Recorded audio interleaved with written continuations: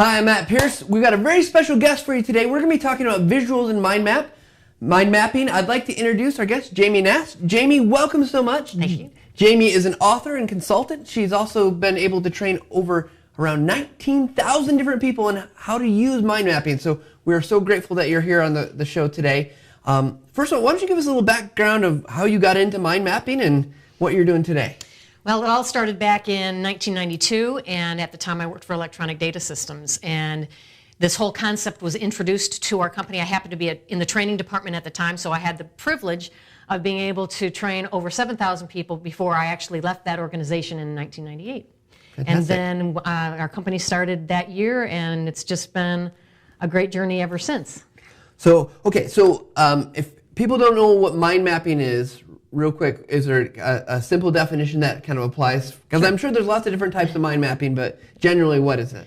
I call it a whole brain visual thinking tool, and it's a way of taking notes or capturing your thoughts or gathering your ideas in a way that uses line, color, imagery, and dimension, shapes. You know, it's going to give you a picture rather than a linear document of whatever topic you're talking about. Okay, so one of the things that why we have Jamie on the forge is because, one, we like to think visual, and two, we think this could be a useful tool to help people to organize, prepare, whether they're using screen capture, video, whatever they might do before they get that process, help us to get organized. So what are a couple concepts that we should know up front about mind mapping? Well, one would be the whole idea of we're going to utilize what's called the logic of association. And most of us are trained to think in a linear fashion, you know, more like 1, 2, 3. Bullet points, boom, exactly, boom, boom. But our brains don't work like that. Our brains are, you know, they think a thought here and it reminds them of something else over here, and so we're all over the place. So what the mapping tool does is it provides a framework for us to allow our brains to think like they naturally would, and yet we have a way to organize and capture those ideas in a way that makes sense to us. And what makes sense to me might be different than the way you might organize yours, but that's what makes it fun. Well, and one thing I think, as we talked earlier, one thing I heard you talk about is that if I have an idea of the way something should be organized and thought of, and you have an idea of the same kind of similar thing, but we might actually come at those and have different meanings. And so it's almost, there's a sense that you can come to some resolution on understanding using this process. Absolutely. I think it really forces you, so for example, if we're going to create a map together, it really forces us to define what really is the topic that we're talking about. And if I have this idea and you have a similar idea, but yet they're very different, it forces us to have to communicate and really clarify what we mean. So I think it's a clarification tool. In fact, some of the studies show that that's one of the benefits, one of the main benefits of this whole mapping process is that it really helps to clarify the thinking.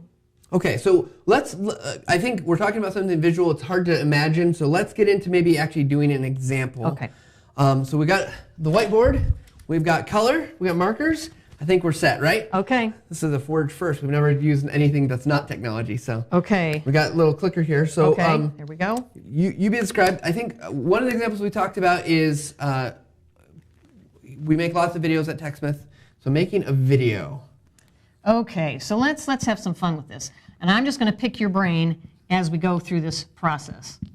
I know that's probably use DVDs, but it's a good metaphor. Yeah. We know what it means. Yes, exactly. And shared understanding is all we need. Okay, so an idea map or a mind map is going to start with a central picture or a word picture combination that's going to represent visually the topic at hand. And so when you think of putting together a video, what are some things that come to mind? And there's going to be there's actually 3 different types of things that I'm going to look for from you. One is something that we call a main branch, and that's when I think of creating a video, what are some of the main topics and those are going to be surrounding the central image. Beyond that, once we have some main topics, you're going to think of ideas that come off of those branches. We call those subtopics. Or you might think of an idea that doesn't have a main branch to house that thought, so we'll have to think of that together. So we'll just kind of walk through it. Okay. So just start me out and say what comes to mind when you think about processing or creating video? Recording. Okay, so is there any order to this? Yeah, there is some order. There might be. Okay, so we'll start up here at 1 o'clock, and we'll say recording. Although that probably wouldn't have been the first thing I did, but it gives us a place to start, right? But the main idea that we want to do, right now we just want to dump our brains. We can go back and order, and we can do other things later. Okay, so this would be audio. Okay. It would be a sub of recording. Okay. Because that's something you have to record. Yep. And let your brain just go wherever. Video recording. So that would be again a sub of the recording. We've got editing is a big main branch. Okay. And there's lots of parts of editing. Okay. And now we have two options here. One of the things that I think what I'm going to do is I'm actually going to, instead of going around the clock, I'm going to provide some balance. Since we're just brain dumping right now, so I'll take another color here, a new weapon. Okay. Nice. And you said editing. Editing, correct. Okay. Now, a couple things I'm noticing as we do this. First of all, I want to ask, why a visual representation? Why something here in the center? I mean, why not just another word? Well, it goes back to that whole idea of a picture's worth 1,000 words. Right. And we can represent an awful lot in an image that it would, for example, I have an example out of my book that it's an idea map that was created by a gentleman from Mayo Clinic. And this single map took us 8 pages of linear text to describe. So very similarly, you can describe an awful lot through an image. So that's, and the memory, and it's helpful for memory. Okay, so it gives us something to kind of coalesce around and say, this is the thing that we're talking about, shared understanding. Now, I noticed here already, thick, skinny, why is that important to?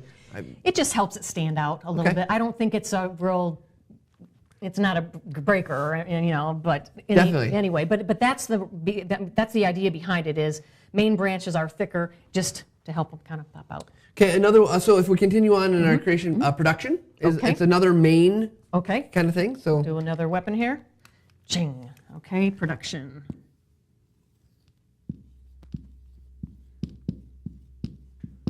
Okay, what else? Off of editing, I'm going to resize is the thing I would do. Now, obviously, we could go on for a really long time, right? There's lots of different pieces. Each of the, off of audio, I've got, depending on how I do it, it could be scripting, editing. Is there an ideal size or focus? Like, obviously, creating a video this could be a really big map. Right. So is there things if I'm doing this, I should limit? Are there limits to this, or I guess what are there parameters I should understand or think about when I'm trying to do this? Well, there is a standard set of guidelines that I'll provide, but when it comes to size, everything's going to be determined by the purpose. Okay. So if my purpose is that I really want to see everything in this map because maybe others are going to use it, we're going to share it, we're going to watch it develop. Then you just need a big whiteboard, or you need big butcher paper, or you just need a big platform. But there really is no constraints on size, only defined by purpose. So another question, and maybe this is similar that there are no constraints. Are there things that you shouldn't use this for? I mean, because when we've talked about to-do lists is a good way to actually get started with this. There's obviously just dumping everything that's in your head. Are there things that you'd say no, don't do that? Topically or? Not really. There might be things that, and I really can't think of anything off the top of my head, but there might be something that I would decide maybe that's not the best thing to do, but I wouldn't want to limit anybody's imagination. Absolutely. So one of the things we'll do is for you guys out there, this is obviously just a very simple example. We'll get a link to Jamie's blog so that you guys can see some really interesting, unique examples. Of course, there's software out there that will do this, so you got some hand-drawn ones, some video ones. Jamie, if someone wanted to get a hold of you and see the workshops that you do, they're interested in learning more, how could they find out more and how could they get a hold of you? They can find out more either on my website or my blog. And my email address is Jamie, it's JAMIE, @ideamappingsuccess.com. Okay, and we'll get those links so you guys can get out to Jamie's blog, and maybe she'll have workshops that you want to go, or if they maybe want to bring you into their organization to learn more. So if you guys have questions for us, of course, we're happy to filter those over to Jamie as well. You can always contact us at theforge@techsmith.com. Please let us know what you think. If you want to see more visual stuff like this, please give us feedback. It's always welcome. So Jamie, thank you so much for being on, and thank you for helping us through. I know I've got several projects I've got to go get out of my head while I'm thinking about them. So.